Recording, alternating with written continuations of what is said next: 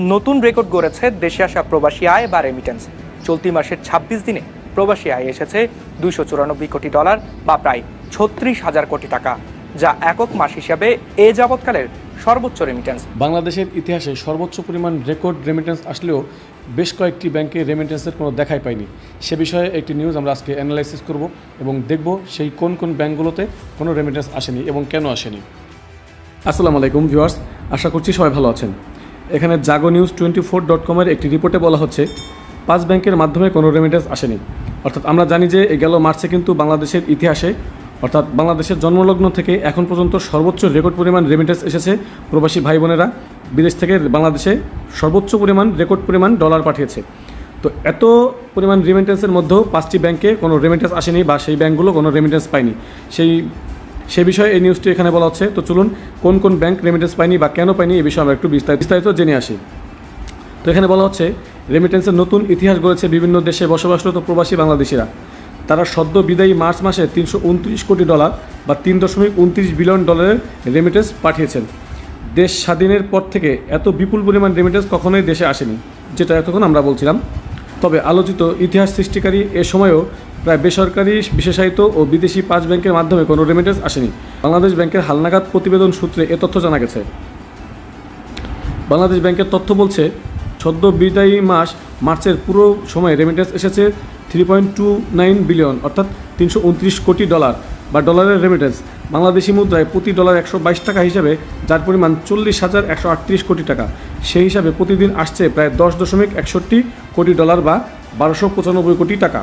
তথ্য বলছে গত বছরের মার্চের পুরো সময়ে রেমিটেন্স এসেছিল $1.71 বিলিয়ন বা 171 কোটি। সেই হিসাবে গত বছরের একই সময়ের চেয়ে সদ্য বিদায়ী মার্চে $158 কোটি বেশি এসেছে। আর চলতি 2024-25 অর্থবছরের প্রথম 9 মাসে জুলাই থেকে মার্চ রেমিটেন্স এসেছে $2,178 কোটি, যা গত অর্থবছরের একই সময়ে এসেছিল $1,708 কোটি। সেই হিসাবে গত অর্থবছরের এই সময়ের চেয়ে $470 কোটি বেশি এসেছে। যেসব ব্যাংকের মাধ্যমে আসেনি রেমিটেন্স। আলোচিত মার্চ মাসে যেসব ব্যাংকের মাধ্যমে কোনো রেমিটেন্স আসেনি এমন সংখ্যা 5টি। এসব ব্যাংকগুলোর মধ্যে রয়েছে বিশেষায়িত রাজশাহী কৃষি উন্নয়ন ব্যাংক বা রাকাব, বেসরকারি খাতের ICB ইসলামী ব্যাংক, পদ্মা ব্যাংক, বিদেশি খাতের ন্যাশনাল ব্যাংক অব পাকিস্তান এবং স্টেট ব্যাংক অব ইন্ডিয়া। তবে ভিউয়ার্স, এখানে যে ইসলামী ব্যাংকের কথা বলা হচ্ছে ICB ইসলামী ব্যাংক, এটা কিন্তু আপনারা আবার ভুল বুঝে ইসলামী ব্যাংক বাংলাদেশ লিমিটেড যেটা IBBL সেটা ভুল বুঝবেন না, সেটা নয় কিন্তু এটা ICB ইসলামী ব্যাংক অন্য একটি ব্যাংক। এবং এখানে আরেকটি কথা বলা হচ্ছে বিদেশি খাতের ন্যাশনাল ব্যাংক, এটা কিন্তু ন্যাশনাল ব্যাংক অব পাকিস্তান, এটা কিন্তু বাংলাদেশের ন্যাশনাল ব্যাংক নয়, এটা আপনারা ভুল বুঝবেন না। তো যাই হোক, পরবর্তীতে বলা হচ্ছে মার্চে রাষ্ট্র মালিকানাধীন ব্যাংকগুলোর মাধ্যমে রেমিটেন্স এসেছে $75,7,00,000। বিশেষায়িত বাংলাদেশ কৃষি ব্যাংকের মাধ্যমে এসেছে প্রায় $30,11,00,000। বেসরকারি ব্যাংকগুলোর মাধ্যমে এসেছে প্রায় $223,23,00,000 আর বিদেশি ব্যাংকগুলোর মাধ্যমে এসেছে $59,40,000 রেমিটেন্স। তো ভিউয়ার্স, যেটা বুঝলাম যে এই মার্চ মাসে এত পরিমাণ রেমিটেন্স আসার পরও এই বেশ কয়েকটি ব্যাংকে কিন্তু রেমিটেন্স আসেনি, অর্থাৎ তারা কোনো রেমিটেন্স পায়নি, যার কারণে তাদের হাতে ডলারের কিন্তু সংকট রয়েছে।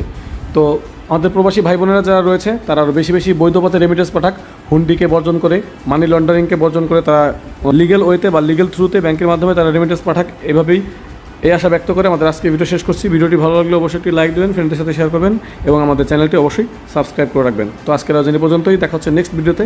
Till then take care self, Allah হাফেজ।